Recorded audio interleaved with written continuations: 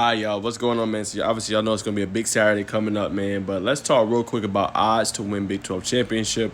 Right now, looks like Colorado is favored compared to BYU. So, man, out of this, who are y'all taking? BYU, I believe, this week they're going to face Kansas. Kansas obviously had a lot of close losses. A really good quarterback in Jalen Daniels. But it's a tough kind of thing to do now. If Kansas was home, I feel a little bit more comfortable. BYU at home, that atmosphere, man, that faithful there.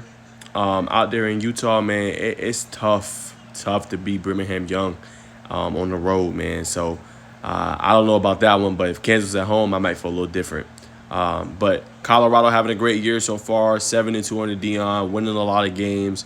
I think some of those statement games early in the season that they won really helped them out, right? Being able to beat teams like UCF. I know they don't look that good right now, but when you look at early in the season, it was 3-0, right? Beating a team like Texas Tech, who's come up that big win against Iowa State on the road in Lubbock, in a tough place to play, handle business, right? We're losing 13-0, but came back.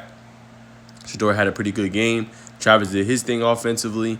So you got two really good opponents, two really good teams, I think, that could potentially face off, especially. And then cool thing for Colorado, you got an inside track to get there. Now all you have to do is win out. Still going to have to play, I believe, Kansas. Still got to play, obviously, Oklahoma State, who's 3-7 and 0-7, I believe, actually, in the conference play, which is crazy to think about. It's supposed to be one of the favorites going in. But a tough road for them so far. But I think it's going to be interesting to see, man. Two really good teams. But if those two teams do face off, who would y'all take? Would you take BYU in a neutral setting, or would you take Colorado, who I feel like is an improved team? Like, their defensive front's a lot better. They tackle better. And I feel like they can have guys now at each level that could be elite. They ain't just the Travis Hunter show. It's the defensive front that can get to the quarterback. Silman Craig, who plays a little bit of that safety hybrid role that could play in the box and cover.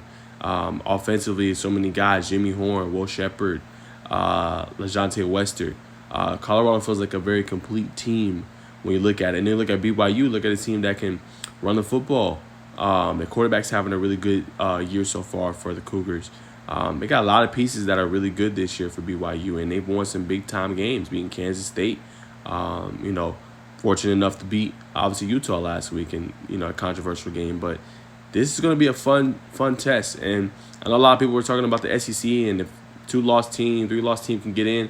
But again, y'all, we got to give respect is due. Now, I know there's 4 automatic bids and things like that, but a 1-loss team in a major conference, got to get the respect is due, man, humbly.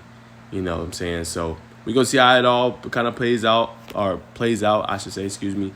But I think it's going to be a fun race to see who ends up being the Big 12 champ and get that automatic bid.